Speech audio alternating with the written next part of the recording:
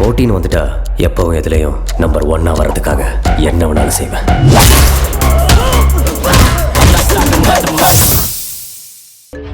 எனக்கு எதுக்கு ஃபோன் பண்றாங்க? என் ஃபோனை நான் வீட்டில் வச்சுட்டு வந்துட்டேன். எனக்கு கூப்பிட்டுருப்பாங்க, நான் எடுக்கலன்னு தான் உங்களுக்கு ஃபோன் பண்றாங்க. நல்ல அம்மா நல்ல பொண்ணுங்க. கபிலன், சீக்கிரம் அட்டென்ட் பண்ணி பேசுங்க. நம்ம ஹாஸ்பிட்டல்ல இருக்கிற விஷயம் அம்மாவுக்கு தெரிய வேண்டாம். நான் இங்க ஹாஸ்பிட்டல்ல இருக்கிற விஷயம் அம்மாவுக்கு தெரிஞ்சதுன்னா அவ்வளவுதான், தாங்காது. Hello madam. ஹலோ மாப்பிள்ள, சொல்லுங்க மேம். வேலை பார்க்குற நேரத்தில் அடிக்கடி தொல்லை பண்ணுறேன்னு என்ன தப்பாக நினைக்காதீங்க. புனிதாக்கு கால் பண்ணியிருந்தேன், அவள் ஃபோனை எடுக்கலை. அதான் புனிதா என்ன பண்ணுறான்னு கேட்கலான்னு ஃபோன் பண்ணேன். அது வீட்டில் தான் இருக்கேன் மேடம். புனிதா தூங்கிட்டு இருக்காங்க. எழுப்பி ஃபோன் கொடுக்கவா? ஐயோ வேணாம் வேணாம் வேணாம், அவளை எழுப்ப வேண்டாம்.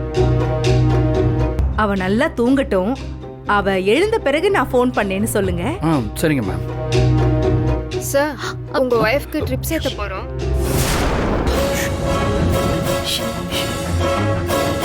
ட்ரிப்ஸா?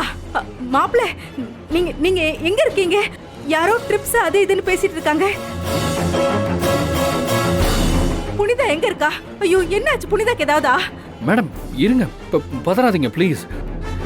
ஐயோ ஒன்றும் இல்லை, புனிதாக்கு லைட்டாக மயக்கமாக வருதுன்னு சொன்னாங்க. அதான் பக்கத்தில் ஹாஸ்பிட்டல் கூட்டிகிட்டு வந்திருக்கேன். இல்லை, வழக்கமாக காட்டுற ஹாஸ்பிட்டலுக்கு தான் வந்திருக்கோம். டாக்டர் ட்ரிப்ஸ் போட சொல்லியிருக்காங்க. உங்ககிட்ட சொன்னால் பதறுவீங்கன்னு தான் சொல்லலை மேடம், சாரி. என்ன மாப்பிள்ளை, இதை நீங்க என்கிட்ட சொல்ல வேண்டாமா? நான் இப்பவே கிளம்பி வரேன். மேடம் மேடம் மேடம் அதெல்லாம் எதுவும் தேவையில்ல மேடம். நான் பார்த்துக்கிறேன். நீங்கள் எதுக்கு அழைச்சிக்கிட்டு தேவையில்ல. நான் உடனே வந்துடுறேன். நீங்க போனை வைங்க, நான் வந்துடுறேன். இல்லைங்க மேம் மேம்